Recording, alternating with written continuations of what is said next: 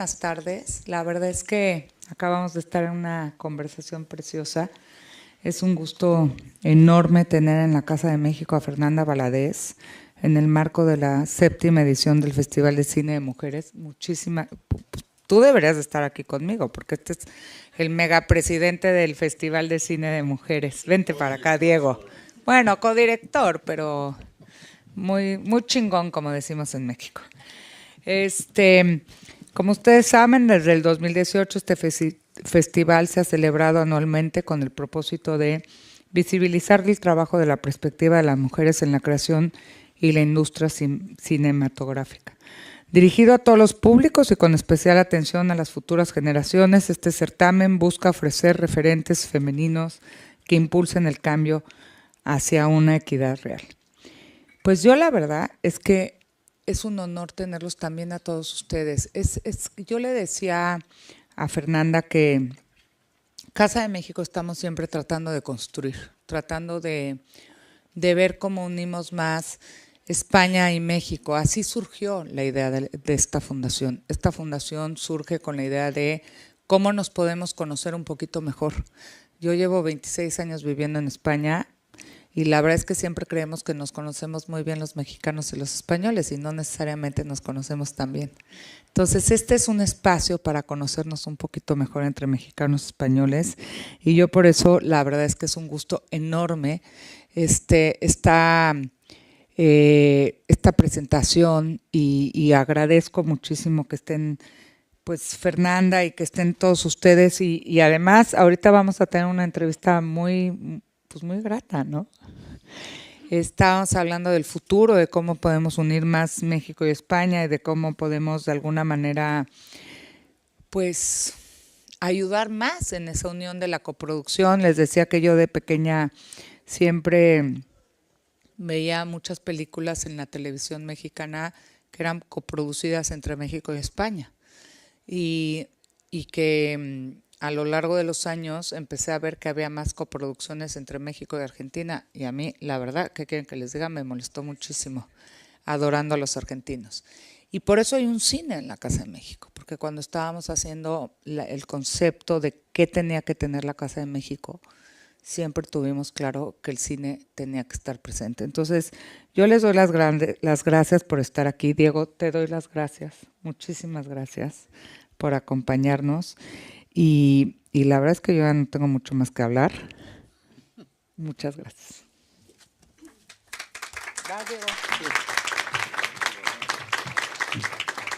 Hola, buenas tardes. Yo soy el codirector del festival, como dijo Jimena Caraza Campos. Bienvenidas y bienvenidos, gracias por venir. Quería agradecer una vez más la colaboración de la Fundación Casa de México y del equipo de Casa de México por poder continuar con esta colaboración todos los años en las que intentamos no solo promover mutuamente las actividades que hacemos, sino traer, por ejemplo, una directora como Fernanda Valadez, a quien ya habíamos tenido en competencia, no a ella, pero a su película anterior, en la competición internacional del festival.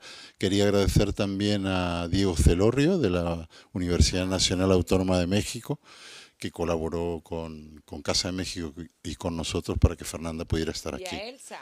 Y a Elsa Tebar, del Caimán, que es quien va a moderar la charla con vosotros. Solo deciros que en el folleto que os hemos entregado a la entrada, ahí está la programación, hay más películas, no solo aquí en Casa de México. No oigan, eso ya no lo oigan. Sino en otras salas del festival. No, pero venir aquí que hay muchas.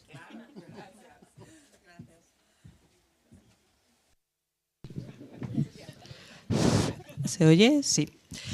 Bueno, bienvenidos a todos. Muchas gracias por asistir a esta masterclass. La verdad es que es un placer inmenso tener aquí a Fernanda Valadez. Abriremos un espacio para que hagáis vuestras preguntas también y que podamos conversar todos. Así que id pensando y en un ratito empezamos a lanzar cosas. Muchas gracias, Fernanda, por venir. Te presento mínimamente, aunque creo que no hay que hacer mucha presentación. Eres originaria del estado de Guanajuato, en México. Eres directora, eres guionista y eres productora, pero haces muchas más cosas, como ya iremos viendo a lo largo de la conversación. Tu filmografía como directora arranca en 2010 con tu primer cortometraje dentro del centro de capacitación y has realizado hasta la fecha 2 cortometrajes y 2 largometrajes. Tu cine está muy enfocado en la denuncia de situaciones de explotación y pobreza en México. Perdón, has hecho una serie documental también, que se me olvidaba. Pero creo que ya desde tu último largometraje se ha abierto un poco a un espacio un poco más de esperanza y de luz y de mostrar otro México posible, que creo que es también muy, muy bonito. Vamos a ir hablando sobre todo ello. Pues empezamos por el principio, ¿cómo llegas al cine? No sé si era tu primera vocación o llegaste un poco después. Bueno, primero, buenas noches. Muchas gracias a la Fundación Casa de México en España, a la UNAM, también que me permite viajar acá, y a ti, Elsa, por esta conversación. Bueno, como decías, yo soy de una ciudad chiquita, Guanajuato. Si hay mexicanos por acá en la audiencia que saben más o menos dónde están. Cuando yo era niña y adolescente no había cines comerciales en Guanajuato. Había un cineclub muy bello que llevaba la muestra de la Cineteca Nacional de México, que era una muestra de lo que la Cineteca considera las películas más representativas del año a nivel internacional, pero no había una corrida regular de cines. Entonces, para mí el cine era una cosa lejana, inalcanzable. Lo que sí teníamos era piratería en los mercados y los cineclubes. Entonces, a mí me llevó un tiempo decidirme a estudiar cine. Quería ser yo escritora. Y ya estando bastante grandecita es que apliqué al Centro de Capacitación Cinematográfica en la Ciudad de México. En México tenemos 2 escuelas públicas, el Centro de Capacitación Cinematográfica, que depende de la Secretaría de Cultura, y lo que era el CUE, que ahora se llama ENAC, que es la Escuela Nacional de Artes Cinematográficas, que depende de la Universidad Nacional. Y la verdad es que en México somos muy afortunados de tener esas 2 escuelas que permiten que personas que no tenemos lazos con el cine, que no tenemos lazos con gente que ha estado en la cultura, pues podamos convertirnos en cineastas. ¿Y qué supone estudiar en el Centro de Capacitación Cinematográfica, que es una escuela puntera dentro de toda Latinoamérica? Y también quería preguntarte, dentro de ese proceso formativo, y dado que desarrollas multitud de labores dentro de lo que es la realización de una película, ¿cómo te vas decantando por quiero escribir, quiero dirigir, quiero estar en el montaje, porque también estás muy cerca en el montaje? Bueno, yo entré grande, yo entré entre 25 y 26 años, o sea, ya tenía yo una licenciatura y una maestría de la que nunca me titulé malamente, pero sí estaba yo grande. Muchos de mis compañeros pues eran chicos de 18, 19, 20 años, pero viniendo de Guanajuato, en una generación también donde el cine digital, o sea, sí crecí yo ya con caseteras de esas como de VH y luego las mini DV, pero todavía el cine digital no era el estándar. Para mí sí fue una curva de aprendizaje el llegar al CCC. Era un momento donde no cualquiera tenía una computadora que tuviera un software de edición. Y sí me llevó un proceso más o menos largo de decir, yo lo que quiero hacer es dirigir. Me lo decía a mí misma, pero como mis primeros ejercicios escolares fueron muy malísimos, me decían en la escuela, pues mejor dedícate a producir o dedícate a fotografiar, que no me quedaba tan mal. Todavía en los ejercicios fotografiábamos en negativo. Y sí tengo que decir, y eso es algo que ha cambiado mucho y que creo que es muy relevante estando en el contexto de este Festival de Cine por Mujeres, ser estudiante mujer en el Centro de Capacitación Cinematográfica fue una condenada pesadilla. Pesadilla como mujer. Había profesores donde a lo largo del semestre no nos dejaban tocar la cámara, nos ponían a las mujeres a hacer el catering, donde estábamos, por ejemplo, sentadas en un ejercicio de fotografía, las mujeres nos ponían de modelos y luego decían quiten ese animal del cuadro, por ejemplo.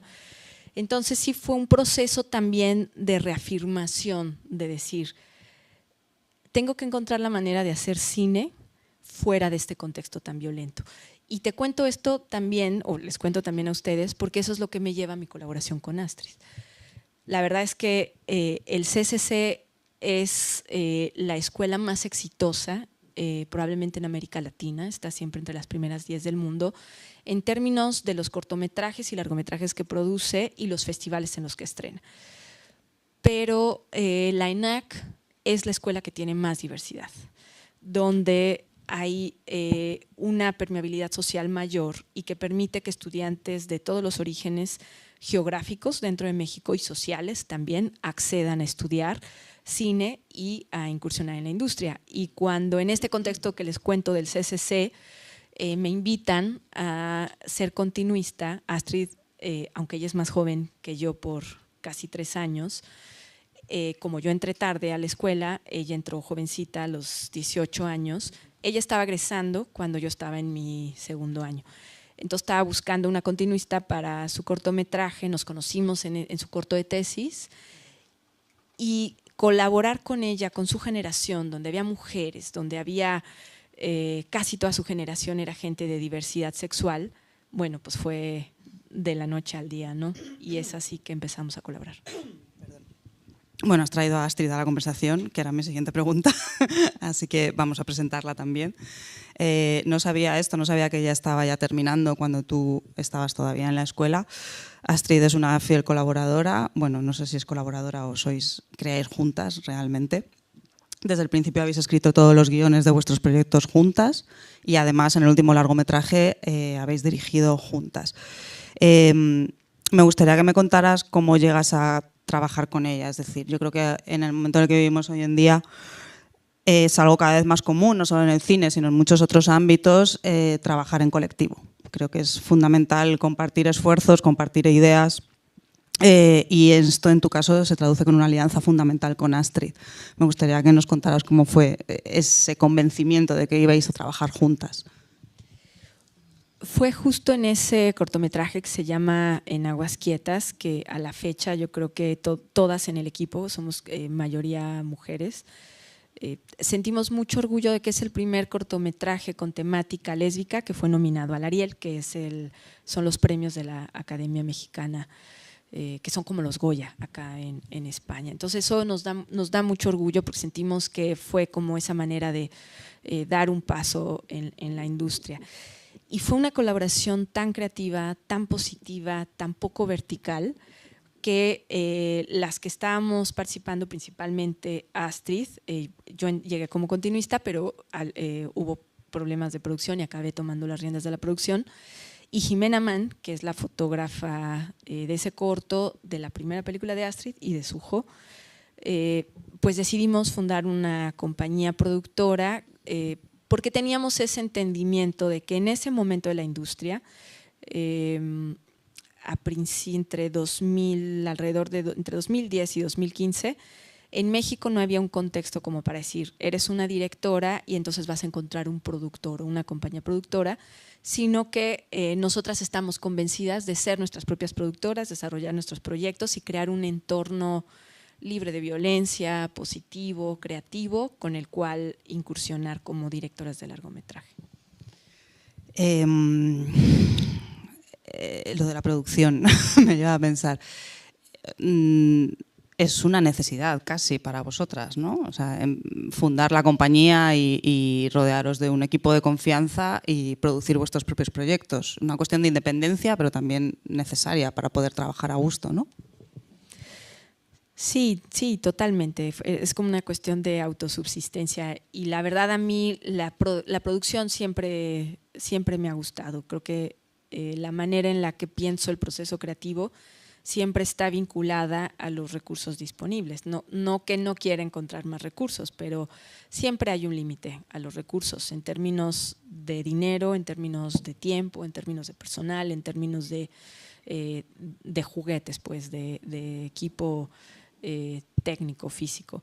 Entonces a mí la producción siempre me gustó y en esa sociedad un poco tuve siempre yo el pie un poco más plantado en la producción.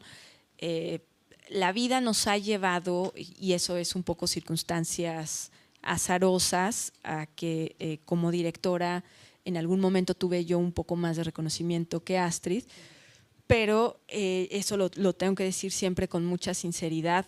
Cuando yo leí el guión de aquel cortometraje de tesis, fue la primera vez en que yo pude leer una película de forma escrita. Y eso es algo que siempre le voy a admirar y que le aprendí, de poder escribir para cine. Entonces creo que de las dos estoy yo un poco, no digo que no sea directora, pero estoy un poco más cargada a la parte práctica y Astrid a la parte artística, digamos. Es curioso esto. Es verdad que en el tipo de cine que hacéis es un cine con mucha denuncia social, es un cine que a veces puede encontrar dificultades de financiación, de proceso de rodaje y demás. Imagino que eso también, ser vuestras propias productoras, me imagino que también ha facilitado mucho todo ese proceso. Sí, justo ahora que platicamos, ¿no? Antes de entrar acá de los fondos, yo soy ferviente, creyente y defensora de los fondos públicos. Y eso lo podemos platicar si alguien tiene dudas ahorita de ustedes que nos acompañan. El cine es un arte tradicionalmente que requiere muchísimos recursos y eso ha provocado que ahora sí que por tradición y por historia los directores y las directoras sean de una clase social privilegiada, de la clase media hacia arriba, con conexiones en la industria, con conexiones con las empresas. Y los fondos públicos es lo que permite que personas de distintos lugares, que no necesariamente son las capitales, como en el caso de México, la Ciudad de México, o de las clases medias o de las clases privilegiadas puedan acceder y cumplir su vocación de ser cineastas. Por eso siento que en nuestros países es muy importante que los jóvenes, o sea, que los que ya estamos de media carrera para adelante, pero que los jóvenes estén muy conscientes que existen fondos públicos que hay que defender. Y lo que nos dimos cuenta nosotras en una etapa temprana de nuestras carreras es que en ese momento en México existían fondos tanto para el desarrollo de los proyectos como para la producción que nos permitían convertirnos en productoras, porque el 80% de los proyectos cinematográficos en México tienen financiamiento público. No en un 100%, por lo menos en un 20%, pero sí es un empujón. Y existía un fondo que en ese momento se llamaba el FOPROCINE, que era el Fondo para la Producción de Cine de Calidad, que permitía a generaciones completas de cineastas como nosotras incursionar en la industria. Y eso fue lo que nos animó a decir, nosotras podemos hacerlo sin tener el madrinazgo, padrinazgo de un productor a una productora de mayor trayectoria. Quería preguntarte también, para terminar un poco con una serie de cuestiones así más generales, enlazando con este tema de, bueno, que es un cine de denuncia que pone encima de la mesa situaciones complejas que se viven en México. Afortunadamente también vuestro cine ha pasado por importantes festivales internacionales y me imagino que esto da una visibilidad, que es lo que buscáis al final cuando hacéis las películas. Bueno, en México estamos en una situación crítica que es una crisis que se ha extendido más de 20 años y que es irónico también que sea un país que tiene apoyos al cine y a la cultura. Entonces sentimos nosotras como mujeres que estamos a principios de nuestros 40, pero tenemos gente en nuestro equipo que está entre principios mediados de sus 30, que es tan extraordinario que podamos hacer cine, que no queremos que nuestras películas traten de cosas que no sintamos urgentes. Y esa es la razón por la cual sentimos que la realidad pues, nos ha impactado y que las 3 películas que hemos podido hacer de una manera diferente, y la serie, pues han abordado fundamentalmente temas de violencia, no porque queramos celebrarla, sino justamente porque la violencia y las crisis no van a desaparecer si les damos la espalda. Son cosas que hay que pensar y hay que discutir. ¿Y cómo ves el papel de los festivales en ese proceso de poner encima de la mesa esos problemas? ¿Crees que ayudan? ¿Crees que...? Sé que los festivales también son algo muy elitista, en cierta medida, que estar en un festival no significa que luego esa película se vaya a poder ver en otros lugares, pero creo que sí que es un cierto escaparate de cara a que la película se conozca y al menos durante unos días que se pueda hablar de ella. Mira, el tema de los festivales es, por un lado, es complicado. Por un lado, son indispensables porque los festivales están vinculados a la industria y eso como cineasta, cuando fuimos cineastas jóvenes al inicio de nuestra carrera, había que entenderlo, ¿no? Con nuestra primera película, que es la ópera prima de Astrid, nos costó trabajo entenderlo y cometimos todos los errores posibles en términos de decisiones de producción. Lo entendimos con la segunda y eso ayudó también a que tuviera una mejor ruta. Pero parte de la discusión que es muy importante tener en Latinoamérica es que tenemos mercados que no son sustentables y que eso provoca, con todo y que tenemos en México en particular una audiencia que sigue yendo a los cines, más que en España, hay que decirlo. Ahorita platicábamos que México es el segundo país en recuperarse de la pandemia después de la India.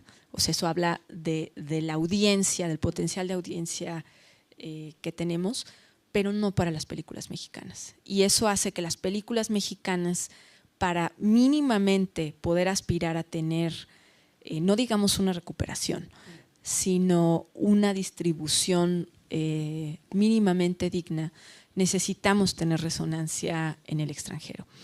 Y eso nos pone en una posición muy delicada de contar historias en el extremo con una mirada extranjera para tener éxito en festivales o buscar películas comerciales que no ven hacia afuera y que entonces son sumamente locales. O sea, esos son como los dos espectros. En nuestro caso, siendo películas sociales, sí sentíamos, y ahorita les cuento una anécdota que siempre cuento con mucho cuidado porque tampoco quiero que eso se convierta en un prejuicio o en un cliché. Pero las películas sociales siempre tenemos la presión de, para poder tener una resonancia internacional, cumplir con ciertos prototipos de lo que es una película mexicana. Y les cuento la anécdota. En alrededor de 2013 estaba yo desarrollando, tenía ya un cortometraje en postproducción que se llama 400 maletas, que fue un ejercicio previo a mi primera película como directora, que es Sin Señas Particulares, y que tomaron en el Festival de Berlín, en un taller de edición. Y eligieron ese cortometraje para hacer un experimento entre el taller de edición con un taller de formación para distribuidores jóvenes y agentes de ventas jóvenes, menores de 35 años. Y la idea de ese taller era que la gente de la industria en Europa aprendiera a reconocer un corte en proceso que tuviera potencial. La gente del Festival de Berlín que lo seleccionó creía que tenía potencial, pero era un corte muy, muy verde, muy feito todavía. Y lo que se dijo en ese taller, que fue muy duro, fue muy doloroso, a mí me ayudó a entender justamente este balance tan delicado por el que tenemos que navegar. Hubo comentarios, por un lado, absolutamente racistas, por otro lado, totalmente de cliché, decir cómo debe ser una película mexicana. ¿Se puede tener un close-up o no se puede tener un close-up de una actriz que no es el prototipo de belleza occidental? ¿Qué ritmo debe tener? ¿Debe cortarse más lento o más rápido? Entonces lo que decían es, debe cortarse lento, debe verse de lejos, y entonces, visto, o sea, en esta especie de caricatura de prejuicios y de clichés de todos esos distribuidores y agentes de venta jóvenes, dices, claro, es que lo que en México entendemos que es una película exitosa de festivales es el prejuicio racial que Europa tiene de nosotros, en su extremo. Y para mí la verdad es que fue muy, muy choqueante. Y claro, es la expectativa de una industria que no cambias tú con una sola película. Entonces, ¿cómo lo afrontas? ¿Cómo cómo navegas y cómo no cedes, cómo no te haces cómplice de ese prejuicio. Y bueno, Sin Señas Particulares es ese ejercicio de intentar navegar en esas expectativas. Con Sujo nos sentíamos más libres y bueno, estábamos menos preocupadas por eso, ¿no? Sí, más curtidas también, al final es un segundo trabajo. Me alegro de que no les hicierais caso con lo de los primeros planos. Ahora hablaremos sobre ello. Pues si te parece vamos a analizar un poco varias de las películas que has hecho. No sé si nos quieres contar algo de Este Mundo, que es tu primer cortometraje de 2010, que creo que está menos relacionado con tu filmografía posterior. No sé de qué pulsión surge este trabajo. Bueno, ese es un cortometraje de una mujer que sale de un psiquiátrico. Yo creo que son a lo mejor dos temas, uno que abordamos en la película de Astrid, que es Los días más crudos de nosotras, que tiene que ver con la identidad sexual, identidad de género, y la sensación de ser mujeres que tenemos que encontrar un lugar en el mundo. Entonces creo que de Este Mundo viene de esa preocupación, a lo mejor más juvenil, de salida del closet, de enfrentarte a un mundo que sientes que te es adverso. Y enseguida de 4 años después, se presenta 400 maletas, que es tu primer cortometraje y que está íntimamente relacionado con tu primer largo. Me gustaría que nos centráramos mucho en esos dos trabajos que me parece que definen muchas de tus líneas de trabajo. Brevemente, tanto 400 maletas como el largometraje tratan de una madre que va en busca de su hijo, que ha marchado a Estados Unidos con la promesa de un trabajo y del que no tiene noticias y no sabe qué ha podido ocurrir por el camino, no sabe si ha llegado o si no ha llegado. El cortometraje arranca con esta información, con un sobretítulo que dice: a finales de 2011, una fuente anónima reveló la existencia de más de 400 maletas abandonadas en una estación de autobuses en la frontera con Estados Unidos. A partir de esta información, este hecho, tú montas toda esa ficción. ¿Cuál es el origen del proyecto? ¿Qué es lo que te...? Bueno, lo que está de fondo entre De Este Mundo en Aguas Quietas, que es el de Astrid, y 400 maletas, pues es lo que nos pasó en México, ¿no? Que es esta mal llamada guerra contra el narco.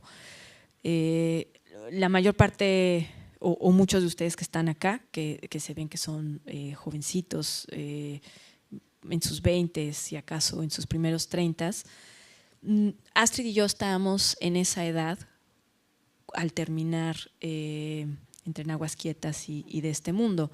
Y en ese momento de la sensación de un país, en mis años adolescentes, pues me iba yo con mis amigos a acampar, pedíamos aventón, nos íbamos a Michoacán. Bueno, ahorita no voy yo a Michoacán fuera que no sea en autopista Morelia, no me adentro en las carreteras por las que estuve de adolescente pidiendo aventón y metiéndome a zonas rurales sin saber quién manda en ese territorio.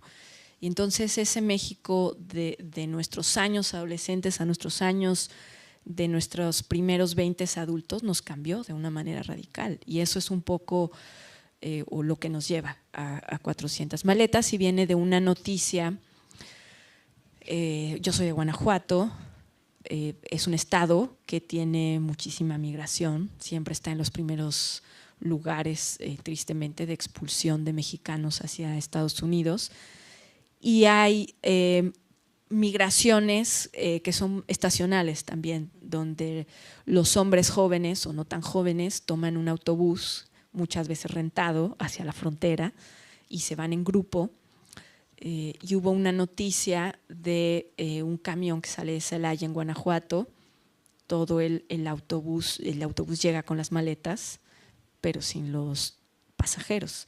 Y hubo varias noticias de que en las centrales de autobuses de Tamaulipas, que está al noreste de México, en la frontera con Texas, había estaciones de autobuses donde había maletas almacenadas no reportadas a las autoridades. y había una en Reynosa donde había alrededor de 400 maletas de pasajeros anónimos que nunca llegaron a su destino. Entonces, bueno, ese cortometraje parte de esa noticia, y otra que encontró Astrid, que fue muy desconcertante. Había en ese momento una cosa que se llamaba el Blog del Narco, que luego se convirtió en una especie de comunicación entre cárteles, pero en ese momento había publicaciones de todo tipo, publicaciones de gente que veía cosas que no entendía, efectivamente de gente también vinculada a los cárteles, y de testimonios anónimos, entre ellos el de un pasajero de un autobús que presenció una situación de reclutamiento forzado. Entonces 400 maletas viene de esas dos cosas, en un esfuerzo por entender testimonios que no estaban en los medios masivos, que estaban en ese internet oscuro, anónimo, no cubierto todavía por los principales periodistas, pero que nos ayudaban a entender todos esos fenómenos tan dolorosos como San Fernando en Tamaulipas en 2010 y 2011. Aparecieron muchísimas fosas, primero en un almacén con más de 60 cadáveres de migrantes, fundamentalmente centroamericanos, todos muertos a golpes, o sea que no valieron ni siquiera una bala. Y entonces la pregunta era, ¿por qué acabaron muertos a golpes? ¿Por qué acabaron muertos a palazos en la cabeza? ¿Qué sucedió que orilló a que todo un cargamento de migrantes centroamericanos terminara muerto de esa manera? Y entonces estos testimonios nos ayudaban a entender que lo que estaba sucediendo en México, que sigue sucediendo, pero que en ese momento todavía no veíamos con claridad, era por un lado que los cárteles estaban completamente involucrados en el tráfico de personas, en el tráfico de migrantes, y que por otro lado eso estaba tocando un proceso de reclutamiento forzado de una manera casi inexpresable y brutal. El tema es desde luego amplio y profundo, y no sé, realmente no sé si siempre tenías la idea de que tenías que abordarlo desde un proyecto más grande, desde un largometraje. No sé si la idea del largometraje surgió más tarde o si siempre estuvo ahí en tu cabeza, porque el largometraje viene 6 años después. Realmente tardas en llevar a cabo el largometraje. Bueno, ese cortometraje, que fue el cortometraje con esta taller de Berlín que me dejó a mí y en conversación a Astrid muy marcadas. A mí me dejó con esa sensación de que por timidez no había abordado con mínima dignidad un tema tan grave como el que habíamos intentado narrar.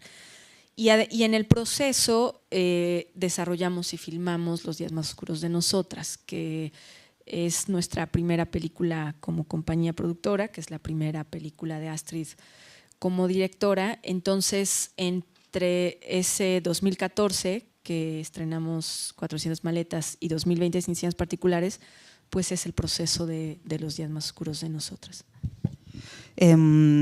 Claro, los temas son múltiples. Al final es… en los dos trabajos, tanto en el corto como en el largo, hablas de una huida de la violencia, de la falta de futuro también, de la tragedia de quienes se van, pero también de quienes se quedan, sin noticias y sin saber qué es lo que está pasando. Y hay una parte importantísima que es el peso de las mujeres dentro de la sociedad mexicana, con ese personaje maravilloso de la madre. ¿Qué de importante son las mujeres en todos estos procesos? Pues creo que las mujeres ahorita en México simbolizan y representan la resistencia a la violencia, y no nada más es una cuestión metafórica, sino que tenemos el ejemplo muy concreto, por ejemplo, de las madres buscadoras que dejan todo por buscar no solamente a sus hijos o a sus hijas, sino a los hijos de las demás, y en ese trayecto se convierten en activistas. En el caso de Sin Señas Particulares, que fue de las primeras películas en México, no la primera, pero las primeras, en abordar el tema de las buscadoras, recuerdo que conversando con un amigo muy querido que generalmente ve nuestros cortes en proceso, decía, es que la historia interesante es la del hijo, no la de la madre. Y nosotras decíamos, bueno, es que ahí está la diferencia de género, nosotras queremos contar la historia de la madre, también porque a través de la madre, y eso es creo que lo que planteábamos con Sin Señas Particulares, o creíamos que solo a través de los ojos de la madre podíamos conciliar estas dos facetas del joven, del hijo que busca, que encuentra como un perpetrador, que es al mismo tiempo el hijo amado y añorado y el perpetrador. Y en los ojos de la madre no hay una contradicción, hay mucho dolor, pero no hay contradicción. Me gustaría que habláramos del guión, porque el núcleo central del largometraje de Sin Señas Particulares es básicamente el mismo que el del cortometraje, pero es verdad que el largometraje está poblado de una serie de personajes adicionales que rodean a esa historia fundamental, que van aportando una información fundamental a la historia, en una película que está llena de silencios. En realidad es una búsqueda muy silenciosa la que lleva a cabo la protagonista. Cuéntame cómo escribís este guión a cuatro manos, partiendo de ese corto que tenía ya una idea central muy fuerte.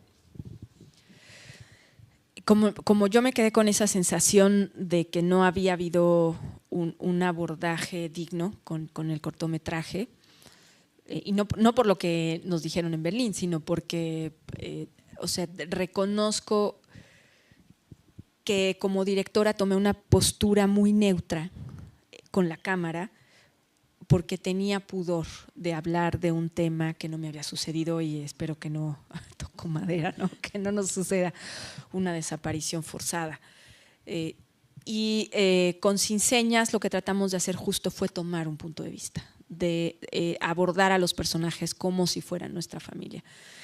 Y el trato con Astrid fue, porque ella decía, es que esa historia ya la contamos, si la volvemos a contar y le vamos a dedicar otros tantos años, entonces hay que reescribir el guión por completo, contarlo como un thriller para ponernos verdaderamente en los zapatos de una mamá que no sabe el viaje en el que se está internando, y aunque la anécdota en términos de grandes episodios es la misma, los pequeños pasos sí son muy diferentes, y ese fue el trato que hicimos. Entonces llegamos a un punto donde nos estábamos intercambiando, yo le daba una pasada, Astrid lo leía, decía esto hay que ajustarlo. Ahora sí que en el trato que tenemos entre las dos es de tener siempre la mayor honestidad posible, y eso significa decir esto está muy mal, esto no funciona. Y hubo un tratamiento donde no sabía yo qué hacer con la violencia. Conforme seguíamos leyendo y leyendo y leyendo noticias, le había dado yo un pase donde la violencia era muy gráfica, y eso Astrid entendió muy bien que era contradictorio con el objetivo que teníamos de estar en los zapatos de la mamá, que es un punto de vista emocional. Y entonces ella lo que propuso es darle un abordaje metafórico a la violencia, y creo que eso cambió la película por completo. Me gusta mucho, bueno, ahora hablaremos de la parte formal, que me parece que tiene, es completamente meritoria por muchos motivos, pero en esta cuestión del guión me parece que hay, claro, decíais que alguien os había dicho que la historia interesante era la del hijo, pero en realidad hay un camino como paralelo y al revés dentro de la película. Al final la madre acaba conociendo a un chico que ha emigrado, pero que le han deportado de vuelta a México, y que él va en busca de su madre. O sea, que me parece que efectivamente después la película está poblada de un montón de personajes adicionales que van dotando de sentido. También esa madre que está buscando a su hijo y que no se niega a reconocer unos restos que le dicen que son suyos, y que le recomienda a Magdalena que tampoco reconozca que han encontrado a su hijo muerto, porque entonces van a parar de buscar. Me parece que sí que hay un montón de historias que van complementando la historia principal de Magdalena. Justo uno de los retos que teníamos en esa elaboración del guión era ampliar o poder hablar de que esta crisis humanitaria se había extendido desde la frontera hasta las zonas centrales de México, fundamentalmente en las zonas rurales, pero hacia todas las clases sociales. Y bueno, eso nos lleva a esta historia de una mujer de clase media que busca también a un hijo que le desapareció tiempo atrás, y por otro lado a este joven migrante que emprende el camino opuesto. Y creo que pues en ese momento, entre 2014 de 400 maletas a 2018 cuando filmamos Sin Señas Particulares, pues nos habían pasado muchos años ya de la crisis humanitaria y habíamos dejado de sentir que estábamos presenciando fenómenos aislados y que era algo que atravesaba todo el tejido social en México, que fue un poco lo que tratábamos de decir. Sí, como va calando en todas las capas, en todos los sectores al final. Hablábamos del lenguaje visual, que me parece tiene un montón de hallazgos fundamentales. Me parece que con una gran economía de recursos, porque realmente hay como 3, 4 estrategias de puesta en escena que vais reproduciendo. Me parece que a través de eso se consigue comunicar un montón de cosas. Primero, la imagen desenfocada. Es muy bonito como el hijo, cuando se va, se difumina, sale de foco. También la madre que acompaña a la protagonista al principio, cuyo hijo sí que se le reconoce como muerto, también sale y está desenfocada. Y es un recurso como que se repite a lo largo de toda la película. Bueno, les decía que para mí, ahora sí que siempre, así como que mi pie está puesto del lado práctico. Y hubo en el proceso de financiamiento de la película, nos tocó el primer recorte presupuestal de estos que hemos vivido en México. La película de Astrid, Los días más crudos de nosotras, bueno, es de las dos, es del equipo, pero que Astrid es directora. La hicimos con una cantidad que fueron 10 millones de pesos, que es alrededor de $500,000, que suena mucho dinero, pero es verdaderamente lo mínimo para poder hacer una película y poder pagar por todos los procesos, empezando por los honorarios del equipo. Cuando aplicamos a financiamiento con Sin Señas Particulares, anunciaron que el financiamiento se recortaba por la mitad. Entonces estábamos ante esta disyuntiva, obtuvimos ese financiamiento parcial, la película estaba presupuestada por alrededor de 14 millones de pesos, sobre dar una vuelta larga de financiamiento, tratar de completarlo, lo intentamos y todos fueron no. Entonces dijimos, bueno, vamos a perder ese porcentaje que ya habíamos garantizado, pues hay que filmarla con eso. Entonces había que tomar decisiones sobre pues qué pones enfrente de la cámara, ¿no? Porque todo lo que pones enfrente cuesta. Y para mí la verdad fue la oportunidad de verdaderamente pensar qué necesitaba dentro y que podía contarse con lo que estaba afuera, y es por eso que yo creo que eso por un lado nos estresó, pero al final a mí acabó liberándome de buscar una forma que fuera más expresiva que descriptiva. Luego bromeamos con la fotógrafa que decía, bueno, vamos a iluminar esta con una lámpara de bicicleta, vamos a iluminar esta secuencia con una caja de cerillos, y Astrid, que es co-guionista y productora de esa película, en realidad es una coautora en todo el sentido, le decía a Claudia, la fotógrafa, amiga, ya se acabaron los cerillos, ni modo. O sea, estábamos muy conscientes en esa, sí tenemos más cerillos, pero bueno, era parte de la broma. Que los recursos que teníamos fundamentalmente era el tiempo. Entonces, bueno, pues inventamos todo tipo de artilugios y entre ellos el fuera de foco para poder tener entradas y salidas de cuadro que nos permitieran crear una atmósfera. Lo que se llama hacer virtud de la necesidad. Al final, no sé si en México existe este dicho, pero es tal cual. Vale, me has convencido con lo de los fuera de focos, pero hay otro recurso que es también muy expresivo, que es la ausencia de contraplano.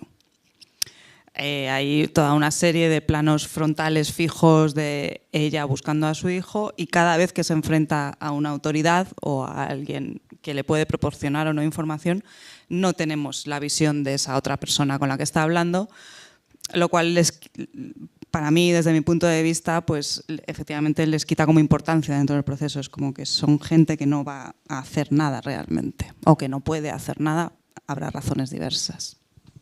Eso es una decisión muy meditada.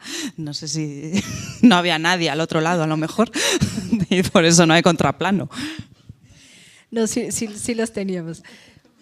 En el guión sí teníamos la intención de contar la película justo sin esa referencia del otro, porque en realidad no hay una interlocución.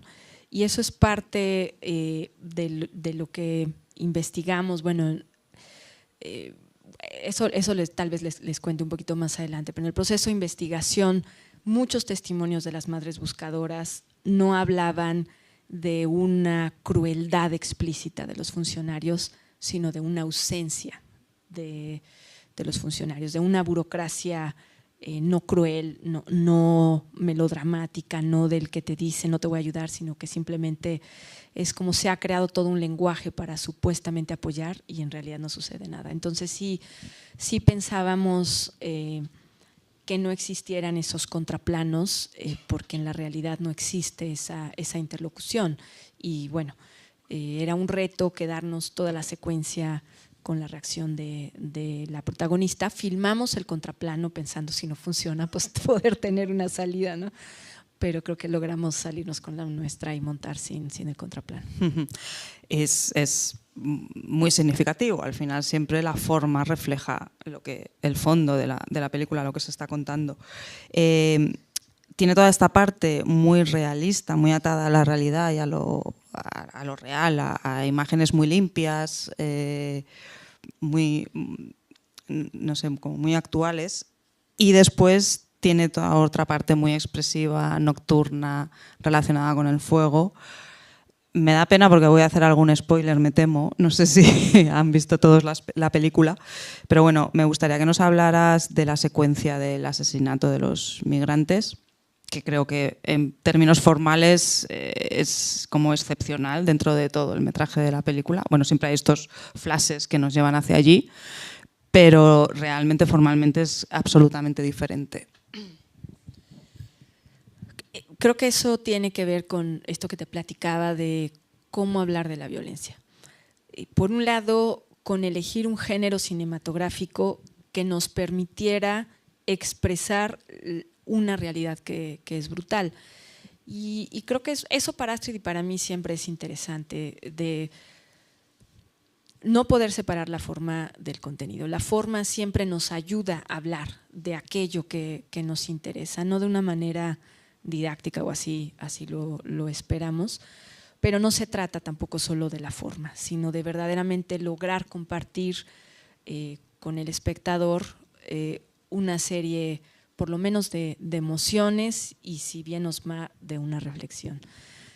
Y en esta pregunta por la violencia, en esto que les contaba, que estaba yo confundida sobre qué hacer con toda esta información, conforme iban pasando los años, los meses y los años en México, las noticias eran cada vez más brutales y la descripción que estaba haciendo yo en el guión era muy desacertada por eso, porque el describir la violencia de una manera objetiva, en lugar de acercarnos emocionalmente a lo que produce, la convierte en un objeto.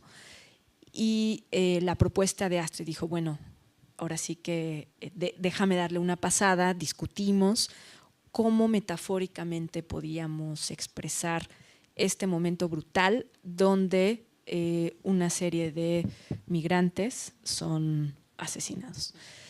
Y la figura que encontramos, que digo, no, o sea, es un poco un cliché, pero por otro lado es también una figura cultural que todos entendemos, pues es la del diablo. Y contamos esa escena a través de un testigo que no ve bien, que no habla español, que es un migrante indígena, que nos permite contar de una manera expresiva y metafórica este acto de brutalidad. Y creo que, bueno, eso nos permitió un poco salirnos con la nuestra, de poder hablar de algo de la realidad sin estar atadas a la realidad de las imágenes. La película estuvo en, bueno, además de ganar el premio de Horizontes Latinos, de la sección de Horizontes Latinos en San Sebastián, el año anterior había estado en el VIP, en el Work in Progress LATAM. No sé cómo fue aquella experiencia, no sé si os ayudó realmente a poder cerrar el proyecto. No, totalmente. Para nosotras San Sebastián fue un antes y un después. Llegamos, el financiamiento que teníamos nos daba hasta la edición y no teníamos un peso más para hacer ni sonido, ni música, ni color, ni efectos, y San Sebastián fue la posibilidad de acabar la película, de encontrar un agente de ventas, que si hay aquí cineastas jóvenes es una figura fundamental, es un poco extraño entenderlo, pero es fundamental sobre todo incluso para el cine español también. Para en general el cine que no viene de un estudio, hay que tener a alguien que ayude a colocarlo en los festivales, que finalmente son un conducto para el mercado. Entonces salimos de ese work in progress con Sundance, que la quería para el estreno, y con agente de ventas, y con el apoyo de postproducción. Y varios años después llega Sujo. Me gustaría que termináramos un recorrido así, aunque fuera un poco por encima, por todos los dos títulos, bueno, incluida la serie, y abrimos turno de preguntas. Sujo ha estado este año, bueno, estuvo en Sundance también, lleva el mismo recorrido, un recorrido muy similar al de Sin Señas Particulares. Primero estuvo en Sundance y después ha estado de nuevo en Horizontes Latinos, en San Sebastián. Sin Señas Particulares era una suerte de road movie, tú has hablado también antes de thriller, es poner etiquetas a algo que es mucho más complejo, pero bueno, creo que nos sirven un poco para situar. Sujo podríamos decir que es un coming of age, un niño pequeño a cuyo padre asesinan unos sicarios. Bueno, él mismo está metido en negocios de narcotráfico y demás. Y bueno, pues es un poco ver cómo este niño puede escapar de ese futuro, como casi de esa condena que tiene al tener esos antecedentes. Diriges con Astrid, en este caso, y me gustaría saber cómo es esa decisión de, habiendo estado juntas en casi todos los procesos anteriores, ya tomar las dos las riendas de la dirección. En Sundance con Sin Señas Particulares en 2020, que fue justo antes de la pandemia, que fue un Sundance donde dice que todo el mundo se contagió de COVID, pero no lo sabíamos. Nos dijo la distribuidora con la que Sin Señas Particulares salió en Estados Unidos, que de hablar con nosotras entendía que había una coautoría, que no era la típica de una productora y una directora, y que si estábamos ambas de acuerdo, ella quería distribuir en Estados Unidos Sin Señas Particulares como una película de ambas. Y la verdad es que eso nos abrió los ojos, porque efectivamente preguntabas ahora mismo, ¿no? ¿Qué pasó porque de 2014 a 2020? Es que estábamos haciendo Los días más oscuros de nosotras, que yo la siento como mi primera película, soy la productora, involucrada en el guión, involucrada en el montaje, y en ese momento no nos dábamos crédito porque era como esta cuestión también patriarcal de la industria, de que la sabiduría se derrama así del director hacia abajo, sobre todo si es un hombre, ¿no? Y sentíamos que había que dar ese paso como acreditar a una sola persona. Con Sin Señas fuimos entendiendo que eso no tenía por qué ser así, que de hecho era contradictorio en realidad a la manera en que trabajamos en el set. Y con ese consejo tan sabio, con Sujo, que estaba planeada para hacer la segunda película de Astrid, porque ella escribió los primeros tratamientos, fue ella la que dice, pues es que codirijamos, y lo que iba a ser mi segunda película como productora y la segunda de ella como directora se convirtió en la segunda de ambas como directoras. Es curioso esto que dices porque sí que se están empezando a dar casos tímidamente de películas dirigidas y firmadas por colectivos, que me parece que es un gran paso adelante porque el cine es un trabajo en colectivo, no es un trabajo individual nunca, y me parece que es como un paso adelante muy honesto, que efectivamente eso se refleja en los créditos, ¿no? Y en el reconocimiento de la autoría de las películas. Pues eso me parece muy, muy bonito y muy interesante. Está bien esto que dices de que era la película de Astrid, porque es verdad que es una película, es diferente a Sin señas particulares. Bueno, no es diferente, pero tiene un núcleo en la historia que conecta mucho con Sin señas particulares, pero formalmente es una película donde se ven cosas diferentes a lo que se ve en Sin señas particulares. Conecta mucho con Sin señas particulares, decía, en tanto el papel de la mujer. Al final el protagonista es un niño, pero es un niño que está acompañado constantemente por una mujer, primero por su tía, que le acoge después de quedarse huérfano, y después por su profesora, una vez se marcha a DF. Bueno, cuéntame tú un poquito el guión, cómo surge, que os voy a contar si no toda la película, me temo. Bueno, les voy a contar sin tanto spoiler, va a pasar acá el festival y la Casa de México, entonces si tienen oportunidad de verla mañana, me daría muchísimo gusto que la vieran. Pero sí, a grandes rasgos, es la historia de un huérfano del narco, el hijo de un sicario, que a lo largo de 4 episodios trata de entender si la herencia de su padre es la violencia o hay algo diferente para él. Y a nosotras creo que, y eso está desde el primer tratamiento de Astrid, el poder contar de forma episódica era algo que nos emocionaba mucho.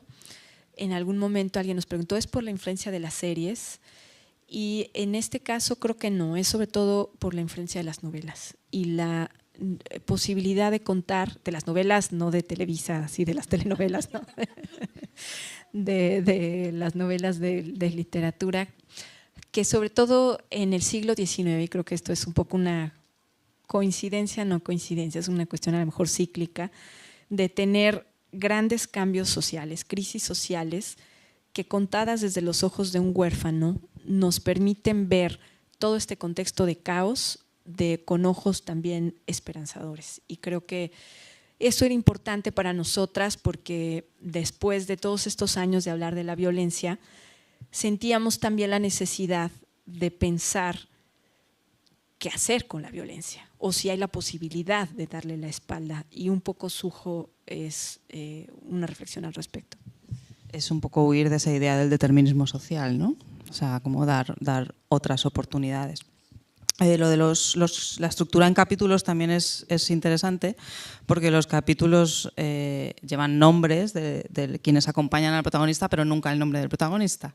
Entonces es un poco esas personas que van influyendo en esa construcción del futuro de ese personaje. Eso me parece muy bonito. Me parece bonito que venga de las novelas también. Está Dickens ahí, ¿no?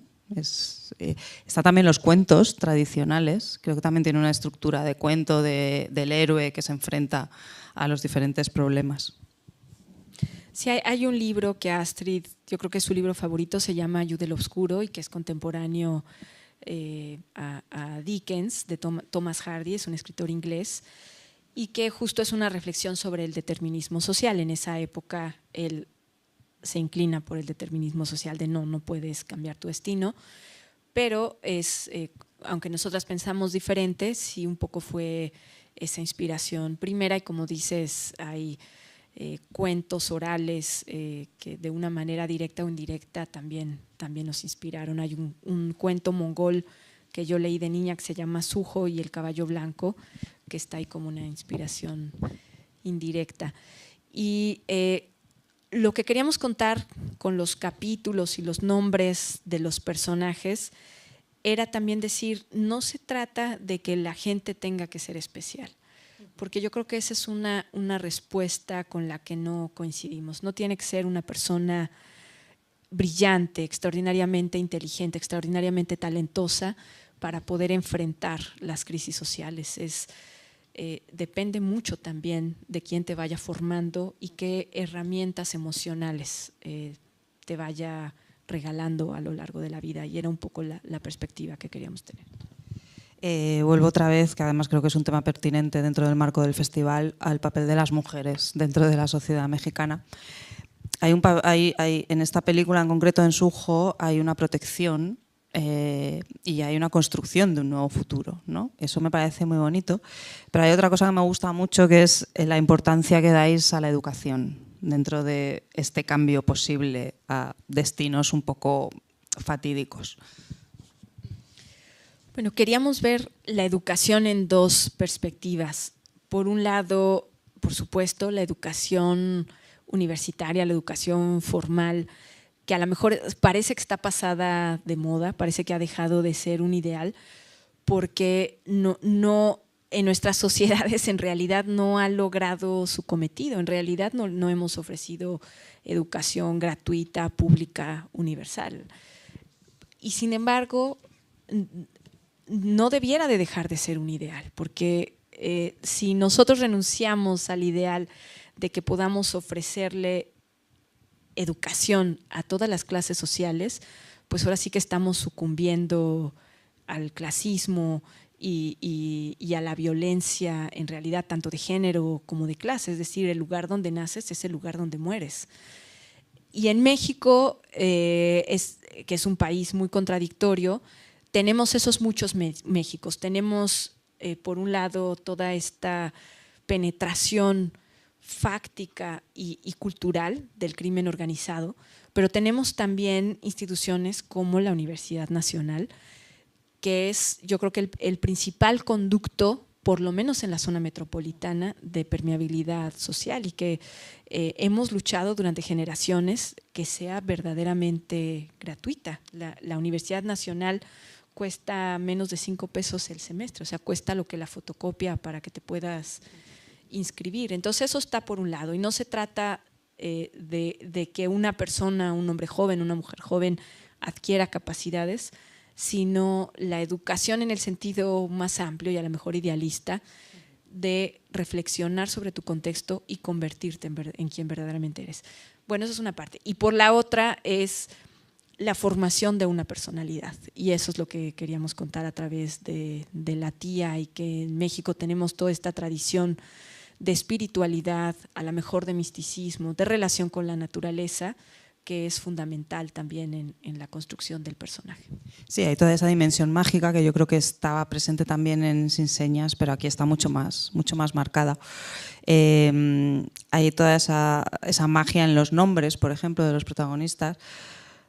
Hay una cosa que yo me he inventado, pero que me gusta verla así, que es el padre se llama Josué y el niño se llama Sujo. Y para mí hay una inversión también del nombre, que es una inversión del camino que recorren también. Está Nemesia, que es la enemiga, la que busca venganza. Y esa casa también, que funciona un poco como un refugio mágico, ¿no? O sea, tenía mucho de cuento, como decíamos antes.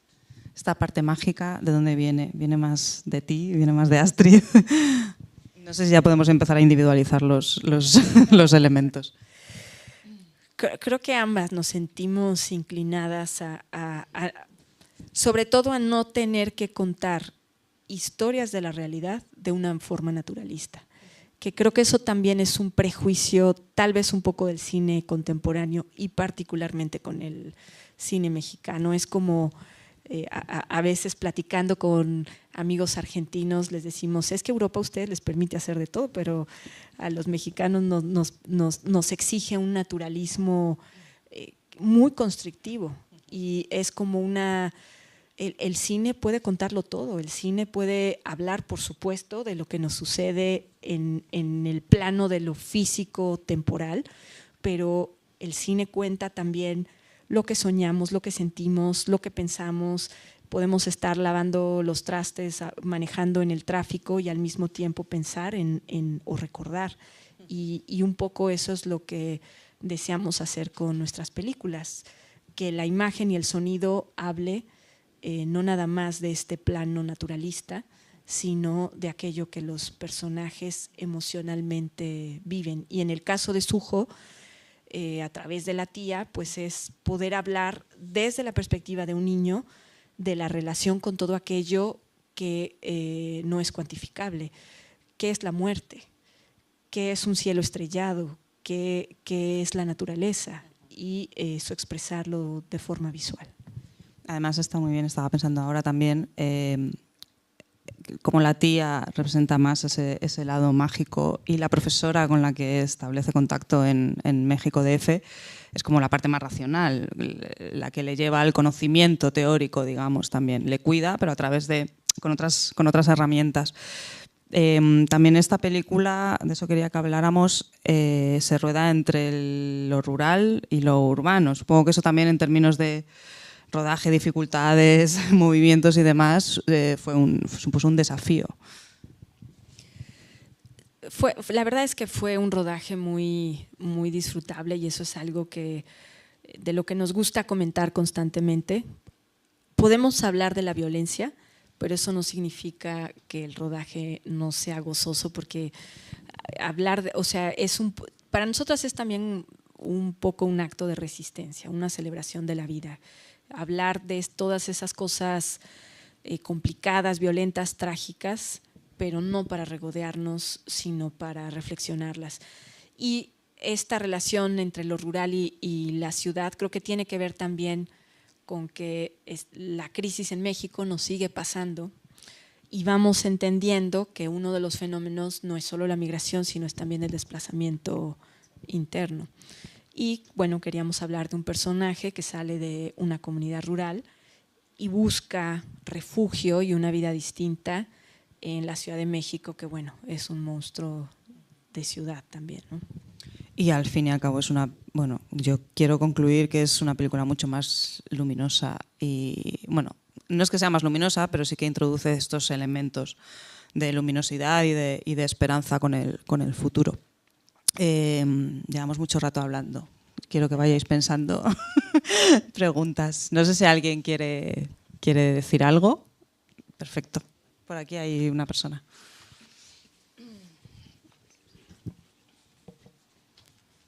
Hola. Hola. Hola, hola. ¿Se escucha? Sí. Bueno, muchas gracias por la plática y por toda esta información que nos están dando. Y bueno, quería preguntarte respecto al casting y a la dirección de actores, ¿qué consejo nos podrías dar? Porque bueno, si mal no recuerdo, en tu primer cortometraje trabajaste con Diana Lane y con Sophie Alexander.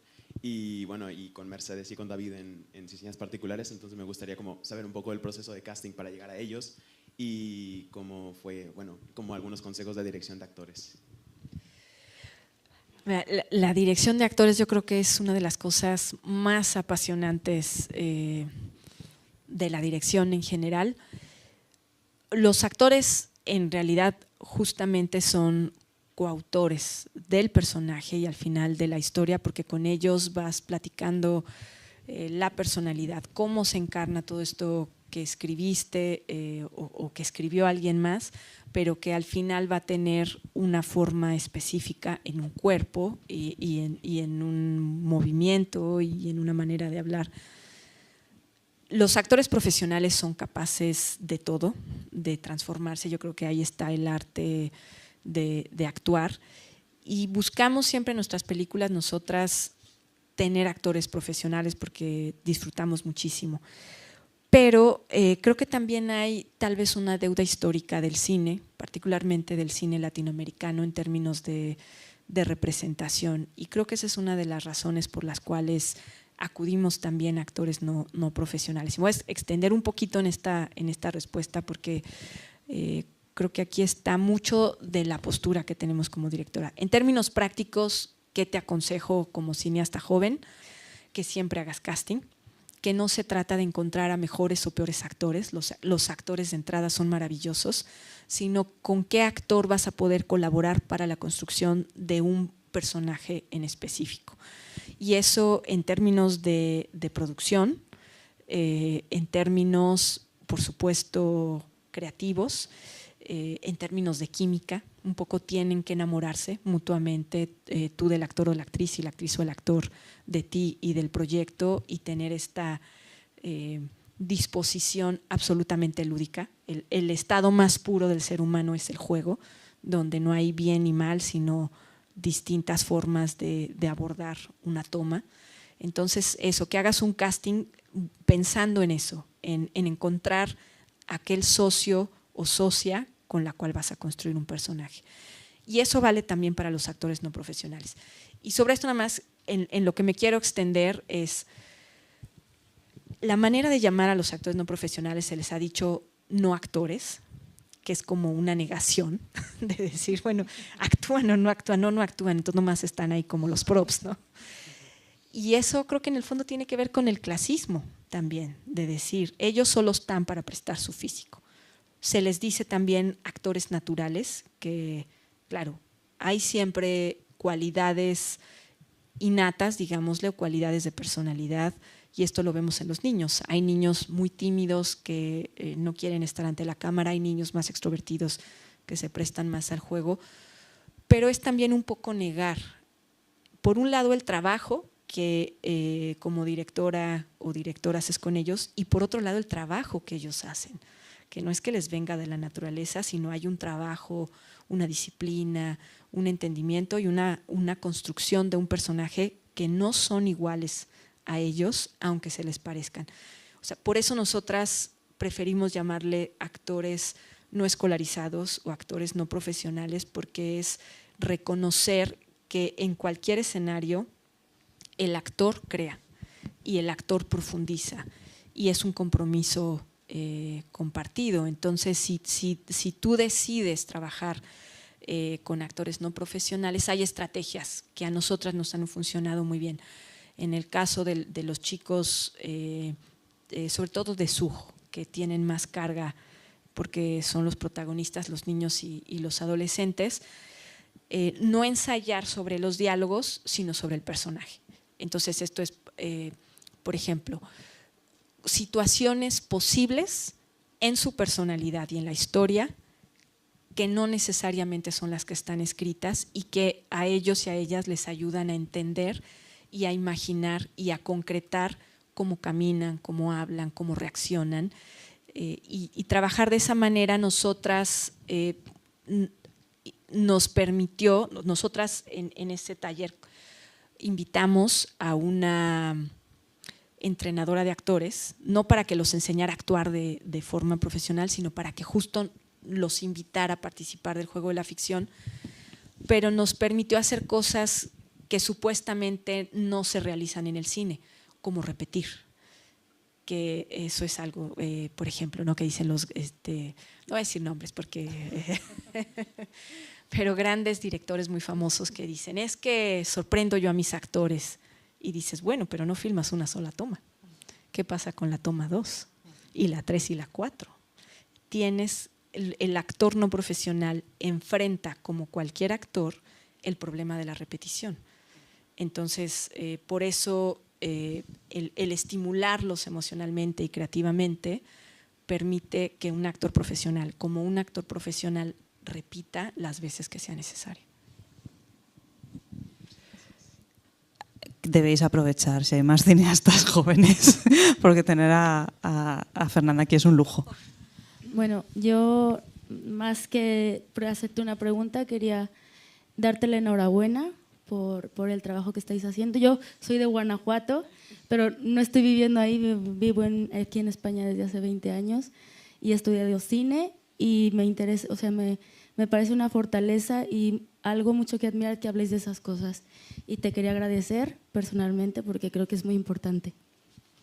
Muchas gracias. Por ahí atrás hay otra pregunta. Hola, bueno, un poco en la misma línea también la felicitación a este tipo de proyectos. Yo no estudio cine, quería estudiar cine, estudié Relaciones Internacionales, pero ahora estoy trabajando en intentar unir estas dos pasiones que crecieron en mí. Entonces me gusta mucho analizar el cine como esta herramienta política y social, ¿no? que nos permea a todos. Pero bueno, mi pregunta en concreto es, ¿cuál es el futuro que tú vislumbras para el cine tal vez en particular mexicano, el cine latinoamericano, social. No sé que es un poco complejo, pero bueno, eso. Pues creo que ahora sí que el futuro es de ustedes, es de lo que deseen hacer. Creo que estamos, eso sí, en un momento coyuntural, y a lo mejor ya estoy hablando como señora mayor, pero sí estamos en un momento donde el cine independiente, y para mí eso fue importante entenderlo, el cine independiente en el mundo está vinculado a la asistencia a las salas de cine, porque las plataformas no distribuyen el ingreso y entonces eso no permite que los creadores, las creadoras, los productores, todos en el ecosistema recuperen para volver a hacer una inversión. Ahora sí ¿cuál es el futuro? Un cine que puede inspirar a la gente joven, que bueno, ¿cómo se hará eso? No lo sé. Yo creo que eso lo sabrán más ustedes, que puede entusiasmar para que la gente lo vea y que hable de los retos y de las pasiones y de los dolores de nuestras vidas, en la forma en que ustedes intuyan que debe ser. Ahora sí que aquí no hay recetas. Lo que les podría decir es sigan su pasión y de la manera más determinada y osada que puedan. Otra pregunta. Bueno, muchas preguntas, qué felicidad.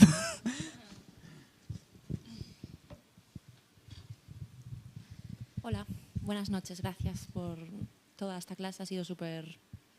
Muchísimas gracias. Mi pregunta era un poquito porque como directora emergente siempre me ha costado mucho decir que soy directora. Pues bueno, también me pasó un poco en la universidad lo mismo.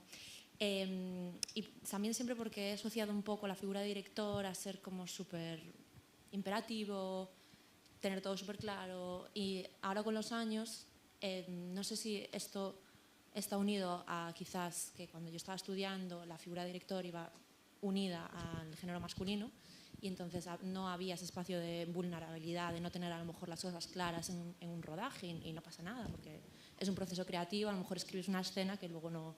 Entonces me gustaría saber cuál es la experiencia de lo que me alegra mucho que escucho que es la mayoría de un set femenino, si hay ese espacio en el que no se considera el no saber ese espacio y si hay ese espacio y si lo hay, pues cuál es la experiencia de esto. Gracias. Yo creo que no hay director o directora que lo sepa todo y por eso esto es una creación colectiva, porque entre más te reúnas de personas que pueden dar respuestas que tú no tienes, es mejor la colaboración, reconociendo, por eso tenemos gente que hace fotografía, que hace arte, actores, y no significa que no te involucres en todas las áreas, pero quieres estar rodeada de un equipo, de una equipa, de personas en las que confías.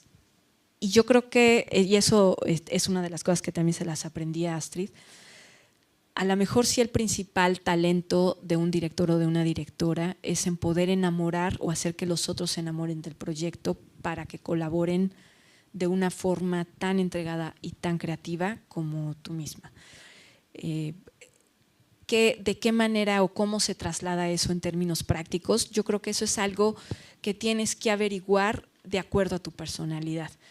Por ejemplo, yo no tiendo a hacer storyboards de entrada porque no puedo dibujar, o sea, solo sé hacer palitos y bolitas, pero Astrid sí los hace y tiene ella una capacidad, por ejemplo, tenemos fotos de locaciones y ella puede trasladarlo a un cuadro.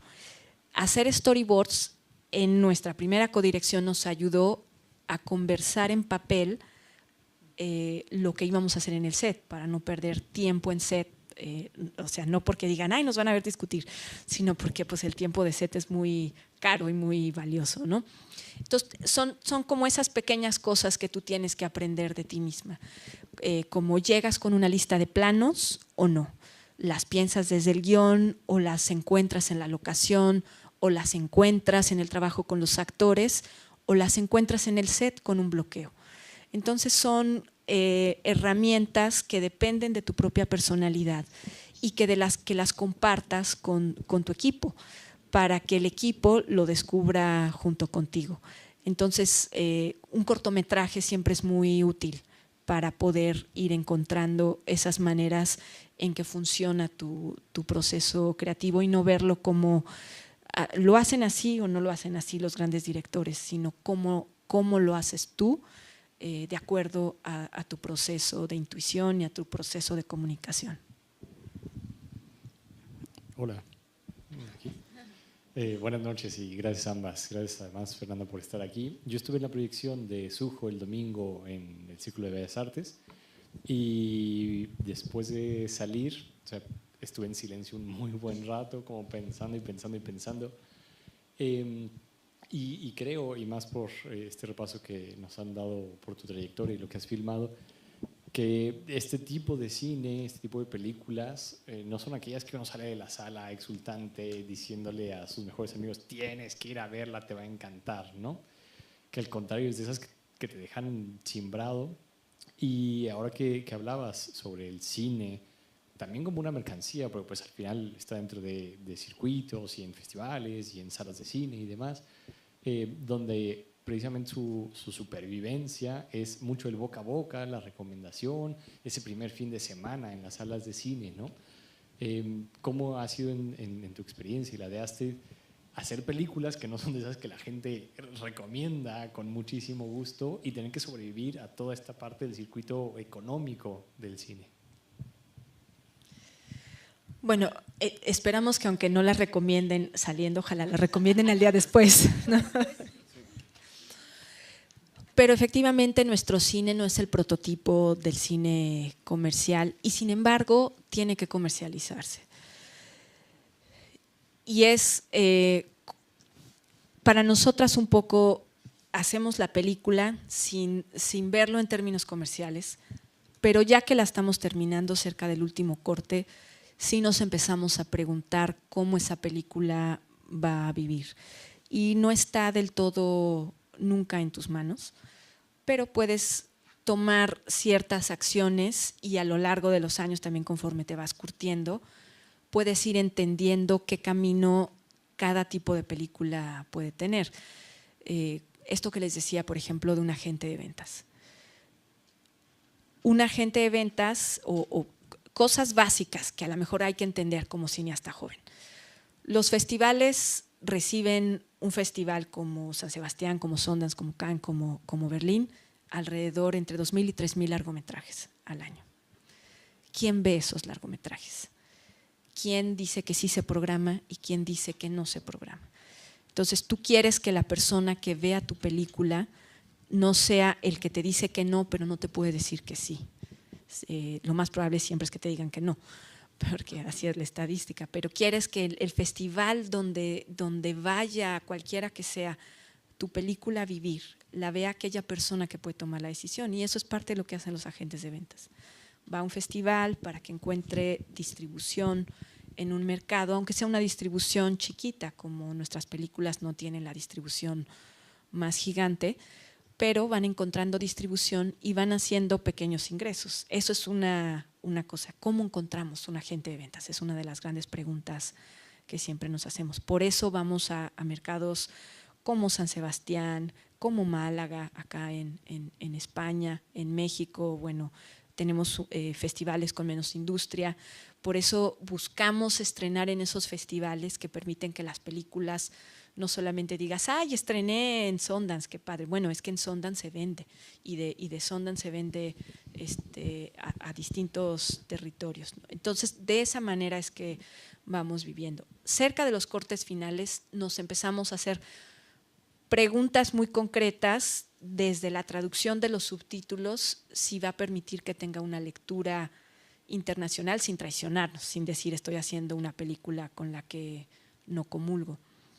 Que la vea alguna persona que tenga esos ojos un poco extranjeros para tomar decisiones ya de las últimas, del corte fino, que pueden hacer que una película sea más local o más internacional. Bueno, esas son, se escucha eso muy crudo, pero son preguntas que te tienes que hacer. Y hay otros caminos, digamos, este es el camino del theatrical, que es en el que nosotras creemos y que nosotras buscamos. Aunque hay territorios donde llega directo a plataformas, siempre tratamos de que pase primero por salas de cine, aunque sea 30, aunque sea 40, aunque sean 50, pero que exista esa posibilidad. El camino de la plataforma es diferente y no significa que nosotras lo juzguemos, significa que tiene otras consecuencias. Puedes producir directamente para una plataforma y eso significa que el control creativo no lo tienes tú, sino está distribuido entre mucha gente, los ejecutivos, los productores, etcétera. Entonces, bueno, nosotras decidimos por el camino del theatrical porque es el camino que nos permite la independencia creativa y que permite que también los recursos, aunque sean muy chiquitos, pues se distribuyan entre todo el equipo. Porque eso sí hay que decirlo y eso es un tema pendiente de la industria internacional. Las plataformas incumplen todas las normativas internacionales con respecto a derechos de autor. Hola, muy buenas, yo soy estudiante de cine también y bueno, me llamo Fernando. Lo primero de todo, enhorabuena por tu película. Y yo tendría, bueno, yo creo que son dos preguntas en una, pero la primera es, bueno, yo vi Buñuel, la de Los Olvidados, que también habla también sobre un poco de la lucha social. Me gustaría saber si has tenido también alguna inspiración en películas antiguas para poder rodarla o en qué momento, en qué plano poder poner al actor. Y la otra pregunta sería, ¿cuál sería la experiencia de los actores durante el proceso del rodaje? ¿No? Porque no son papeles no son tan fáciles a la hora de interpretar. Muchas gracias. Bueno, de películas, creo que una que a tanto H y a mí nos gustan mucho y que tiene que ver un poco con esto de los cuentos es La Noche del Cazador. Es una película de décadas pasadas. Es la única película de Charles Laughton como director. Y creo que esta película está muy inspirada en libros también. Este que les contaba de You del Obscuro de Thomas Hardy, y hay un escritor en México asesinado en el 2017 que se llama Javier Valdés, que tiene muchas crónicas sobre jóvenes en particular que están en el crimen organizado y que a nosotras nos ayudó a entender que ese mundo no está dividido en buenos y malos, en víctimas y perpetradores, sino que hay muchos matices y las personas pueden ir pasando por estas áreas oscuras o estas fronteras muy, muy delicadas. Tu siguiente pregunta era… El proceso de los actores. El proceso de los actores. Nosotras procuramos, no nada más con los actores no profesionales, pero en general, no ensayar sobre los diálogos, sino sobre las personalidades de los personajes. Y dependiendo del tipo de actor, hacemos el trabajo. Hay actores que son muy mentales y con ellos es muy disfrutable hablar el trabajo de mesa del personaje, de la historia del personaje, de lo que lo motiva en términos psicológicos, y hay actores que son muy vivenciales. En esta película prácticamente todos los actores eran de corte más vivencial y yo creo que lo que les recomendaría como cineastas jóvenes es detectar qué personalidad tiene su actor. Si es un actor más mental, más tradicional, formado en la tradición teatral del trabajo de mesa y de dialogar y conceptualmente entender al personaje, o es un actor más vivencial, que lo que le beneficia es ponerlo en situaciones similares a las del personaje. ¿Qué significa eso? En el caso Juan Jesús Varela, que ya no es un actor no profesional, el chico que interpreta a Sujo, sino es un actor que tiene varias películas, no es escolarizado, es un actor profesionalizado en el set, digamos. A él, por su personalidad, que es un chico que puede estar bailando y cantando y hasta desconcentrando a los otros actores, y dices acción y pum, entra. A él lo que le viene bien es la investigación vivencial. Entonces, ir a los lugares similares a los de la historia. Por ejemplo, en secuencias de la Ciudad de México del mercado, durante una semana estuvo trabajando con los cargadores y entonces se iba, bueno, siempre había alguien pendiente de producción, pero se iba a las 4 de la mañana, tomaba su camión, llegaba a la plataforma de carga, trabajaba unas horas y luego le pedíamos que recorriera el trayecto que el personaje recorre hacia la ciudad universitaria para que vivencialmente entendiera qué experimentaba. Entonces fue menos verbal el trabajo con él y eso a él lo ayudó. Mientras vais pensando más preguntas, que seguro que hay alguna más, sí que me gustaría que nos refiriéramos, aunque fuera un poco brevemente, a la serie documental que tenéis en Netflix. Se llama El Portal, la historia oculta de Zona Divas. Es un proceso de investigación brutal el que ha habido ahí y me llaman la atención. Tengo curiosidad por dos cuestiones. La primera es cómo es cambiar ese modelo de producción. Te has referido un poco a plataformas. Sí me gustaría saber qué nos quieres contar sobre ese cambio en el modelo de producción de trabajar de manera independiente a pasar a trabajar con una plataforma o cómo surge esa colaboración, ese proyecto. Bueno, nosotras no habíamos hecho documental como directoras, hemos producido para compañeras y compañeros más jóvenes documentales, pero sí no dirigiendo, y lo que sucedió con El Portal es que fue un proyecto que no pudimos rechazar porque el tema nos interesaba mucho y porque la persona que nos lo ofreció, que es Laura Goldenberg, es… en México el documental no es tan conocido, se llama Las tres muertes de Maricela Escobedo, es un documental que ella produjo y que es sobre un caso icónico en México. Maricela Escobedo es una madre que se abocó a la justicia, a hacer justicia por su hija asesinada. Su hija fue asesinada en Juárez. Para los que son acá de España, Juárez es una ciudad en la frontera con Texas, de Chihuahua, del estado de Chihuahua con Texas, y a lo largo de muchos años ha habido muchísimos centenares de feminicidios en esa zona, entre ellos el de la hija de Maricela Escobedo. Y bueno, Maricela en su lucha fue asesinada en las puertas del Palacio de Justicia. Bueno, es un documental que en México fue muy importante y eso a ella le daba muchísima credibilidad. Y ella, es curioso que su carrera la ha hecho en Netflix. Es curioso porque yo creo que hay muy pocas productoras en México que respetan tanto como a Laura y que le dan más manga ancha para poder producir. Entonces, en el momento en que se acerca Laura con nosotras, el gancho que nos dio fue contar con el pretexto de un true crime, que es un género muy popular en las plataformas, una radiografía de la trata de mujeres. Y bueno, eso fue lo que tratamos de hacer. O sea, el proyecto viene de parte de Netflix, os lo ofrece a vosotras, de Laura en concreto. Y me gustaría también saber cómo os habéis sentido trabajando en el documental, porque es verdad que bueno, los temas de los que habláis se pueden tratar desde la ficción, pero también se prestan mucho a hacer con estos procesos de investigación, además, que lleváis a cabo. Podría salir de ahí una película mucho más de no ficción. ¿Cómo ha sido esta irrupción en el género documental más puro?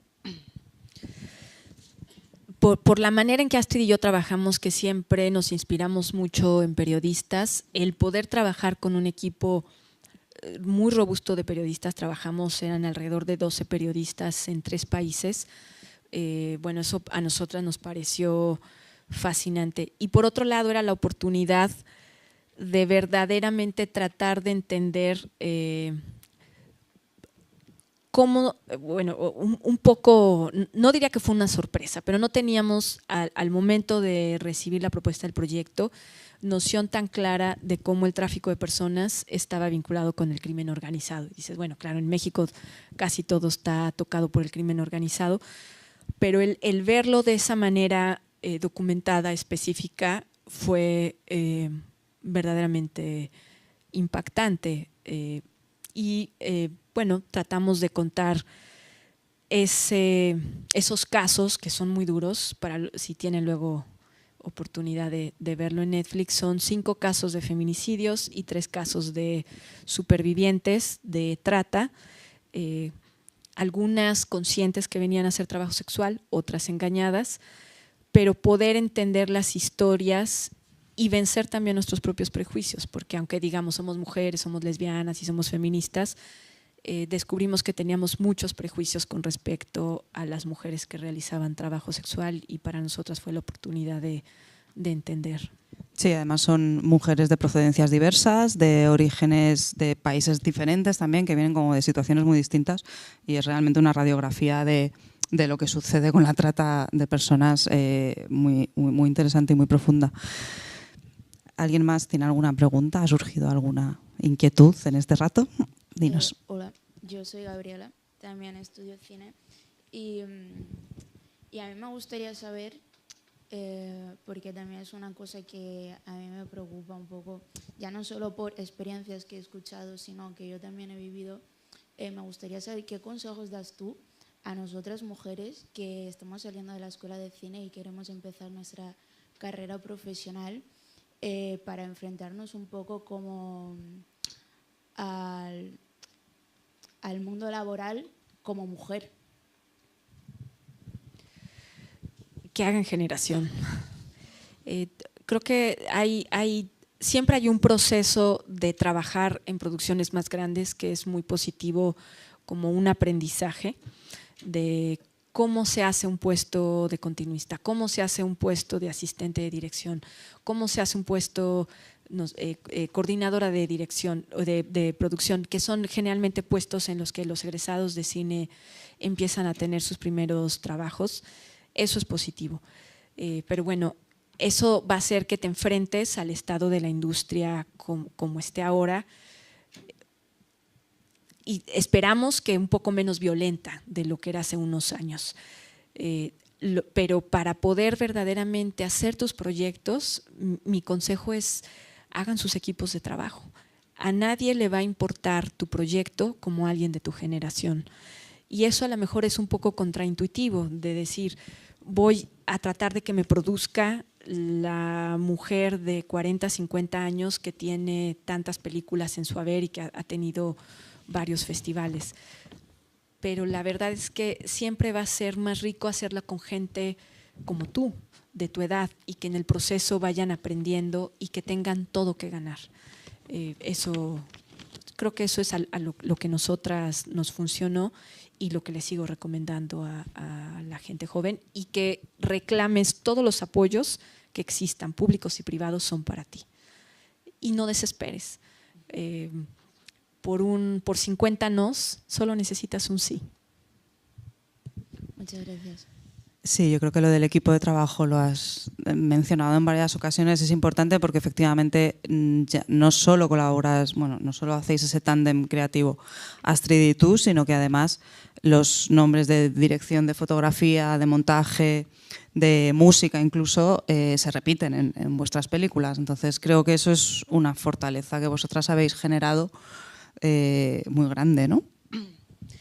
Sí, son las personas con las que te vas acompañando y que acompañas también. Y a mí en particular me ayudó siempre tener un pie en la producción también. El entender cómo conseguir recursos, cómo hacer un presupuesto, cómo todas las decisiones creativas tienen un impacto en el plan de trabajo y en los gastos. Y que no le tengas miedo. Eso siempre suena un poquito, si tengo que aprender de impuestos, tengo que aprender de un poco de contabilidad. Bueno, un poquito en la medida en que eso te ayude a imaginar y hacer que tu proyecto se pueda ejecutar con los recursos que tienes realmente a tu disposición. ¿Hay alguna pregunta más? Pues yo tengo una pregunta. ¿Estáis trabajando en algún nuevo proyecto? Me imagino que sí. Ya no te voy a decir tu tercer largometraje porque creo que ya hay que contarlos de otra manera. Creo que sería el cuarto largometraje que hacéis. ¿Estáis trabajando en algo? Traemos ahorita 2 proyectos. Uno todavía está feito, pero ya tiene guión. Y bueno, esperamos producirlo el año próximo y vamos a seguir trabajando en esta fórmula de codirección. Y bueno, queremos hacer una película de terror también. A ver. Terror. Madre mía. Me ha parecido muy interesante. Efectivamente veo y he visto a lo largo de toda la charla cómo tu faceta de productora está súper presente y es el centro de tu discurso además, y lo vinculas muy bien al proceso creativo y creo que eso es fundamental. ¿Crees en el cine como motor de cambio social? Así. La verdad sí. Sí, Dios, se escucha muy idealista, pero lo digo, y esto no tanto como cineasta, sino como cinéfila, como niña que creció en Guanajuato, lesbiana, en una sociedad muy conservadora, para mí el cine fue la diferencia de poder imaginar una vida y un mundo que no era el que estaba inmediato y poder encontrar a la gente con la cual crecer. Y sí creo que, o esto a lo mejor lo digo un poco repetidamente, el cine no cambia la realidad, pero sí nos cambia a nosotras. Y nosotros somos los que conversamos, pensamos, discutimos y eventualmente pues cambiamos la realidad. En tanto con nosotros cambiamos, podemos cambiar el mundo también, así en plan muy idealista. También ha surgido en la conversación el tema de las mujeres en el cine. No sé cómo está la situación en México, supongo que es similar a cómo está aquí, aunque se ha hecho mucho camino y bueno, pues cada vez hay mucha visibilización de lo que hacen las mujeres, pero en realidad cuando te vas a los números no hay tantas mujeres haciendo cine. Desgraciadamente estamos todavía muy lejos de la paridad. Aquí estamos en torno a un 35-36% de proyectos realizados por mujeres. No sé cuál es la situación en México, no sé si estáis similares. En términos de porcentaje es muy similar. Los puestos que tienen todavía una mayor exclusión son los que tienen que ver con lo técnico, fotografía, y bueno, no se diga, por ejemplo, iluminadoras. Creo que en México hay 2 equipos de iluminadoras. Diseñadoras de sonido, hay muy pocas. Y todavía tenemos esta tradición, le dicen en México, ¿no? Hay muchas editoras porque las moviolas se parecían a las máquinas de coser, ¿no? Bueno, o sea, todavía hay que romper todos esos prejuicios y que las mujeres estén en todas las áreas y también pensar la paridad en términos de género más amplio. En México no hay una política estricta para la comunidad LGBTIQ+. En los cambios a las leyes que se hicieron recientemente no incluyeron la diversidad de género en esos términos y tenemos una gran deuda. Y una deuda también en términos de exclusión social, que en México sí hay ya como en el caso de España, un puntaje para mujeres, hay también en México para mujeres y para personas de comunidades de pueblos originarios, pero hay todavía muchísimo que recorrer a ese respecto. No sé si tienes alguna idea de cómo se podía cambiar esto. Yo creo que al final, en cuanto estos foros existen, son necesarios, pero también son una prueba de que esto no ha cambiado. Es decir, de que seguimos necesitando foros específicos y como destacarnos como en un apartado y simplemente no se nos llama cineastas, sino mujeres cineastas. Eso es el gran problema, yo creo, ¿no? Que sigue siendo como algo excepcional, al fin y al cabo. Sí, falta muchísimo por hacer, o sea, sí hemos recorrido y eso hay que reconocerlo también. Y yo creo que vivimos a lo mejor un poco un movimiento pendular, como muchos de los cambios sociales. En México ahorita lo sentimos mucho. Con el Me Too hubo un movimiento muy fuerte, sobre todo para erradicar la violencia en los sets, que en México, todas tenemos, pero hay Jimena, por ejemplo, la fotógrafa, tiene anécdotas de grandes directores, de los que tampoco diré sus nombres, pero que les decían, vente chiquita y siéntate en las piernas, y eso es lo de menos, ¿no? Ahorita hay un movimiento de regreso y esto lo digo con mucho respeto para los chicos porque de ninguna manera es un ataque de género, sino es entender que la no violencia es para todos y para todas. No queremos que haya acoso de ninguna manera. En México, por ejemplo, existían los bautizos, o siguen existiendo en muchas producciones, nosotras están absolutamente prohibidos de esa manera. Los bautizos era cómo agredir después de que acaba una producción y hace una persona un puesto por primera vez al novato. Lo vamos a llenar de pintura, lo vamos a llenar de cosas apestosas, le vamos a dar, envolverlo en una franela, no sé cómo se le dice en España, pero estas mantas negras con las que se bloquean la luz, y tirarlo por las escaleras. Y siempre era el chico gay, por ejemplo, ¿no? Al primer enfranelado al que se le daban las patadas, o la chava lesbiana, o bueno, no se diga una persona trans en los sets. Vino toda una legislación o una normativa, y ahorita hay todo un movimiento de bueno, pero la presunción de inocencia, y dices, es que por favor ya entendamos que no están peleados, ¿no? Es sobre todo buscar sets paritarios, creativos, libres, donde no haya discriminación ni violencia de ninguna manera, y de eso, por lo menos en México, todavía estamos muy lejos. Y yo creo que también tiene que haber un cambio fundamental en que haya mujeres que accedan a puestos directivos, que estén donde se toman las decisiones, porque si no, al fin y al cabo, quienes toman las decisiones son los de siempre y van a favorecer a los de siempre.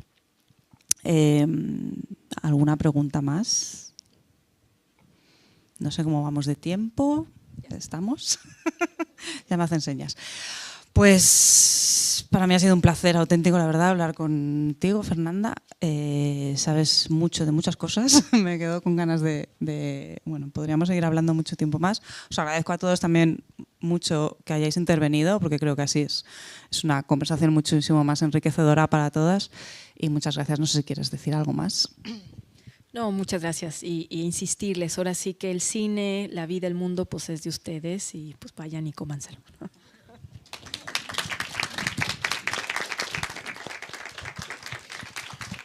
Bueno, desde Fundación Casa de México queremos agradecer la generosidad de Fernanda. La verdad es que siempre es un placer poder tener a personalidades como tú, Fernanda, que son generosas al compartir pues cada uno de estos recursos, de esta trayectoria, de lo que escuchábamos en muchas de las preguntas, tus consejos, tu sabiduría, de todos estos años de picar la piedra. Obviamente a Elsa también, que ha llevado magníficamente esta conversación para desgranar cada uno de los proyectos de Fernanda. Y yo por ahí solo quiero agregar, cuando alguien del público, seguramente desde el shock de ver Sujo, ¿no? O ver Sin Señas Particulares, que ya esa anécdota también se la conté a Fernanda, que me sucedió hace mucho tiempo aquí. Yo vi hace un par de semanas la serie del Portal, ¿no? Y no he parado de recomendar el Portal. A todos los que están aquí hago lo mismo, recomiendo absolutamente ese trabajo tan espectacular que hicieron tú y Astrid.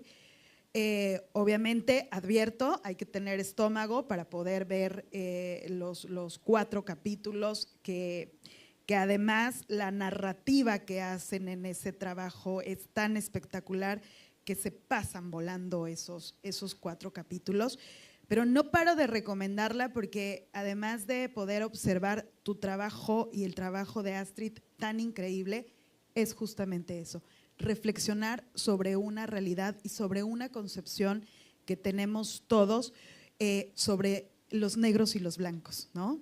Hay una zona de grises que ustedes trabajan en Sin Señas Particulares, en Sujo y en el Portal, que es de reflexionar, que es donde todos tenemos que mirar, creo yo, ¿no? Y poder balancear desde dónde entra nuestra crítica como sociedad y como mujeres y como hombres también, ¿no? Entonces, nuevamente, desde Casa de México te damos las gracias. Mañana está Sujo, para todos aquellos que tengan posibilidad de venir a verla, y deseamos que sea, como en todos los recorridos que ha tenido, una triunfadora en el Festival de Cine por Mujeres. Cruzamos los dedos porque eso suceda. Y nuevamente, muchísimas gracias. Un merecidísimo aplauso a ambas por estar aquí.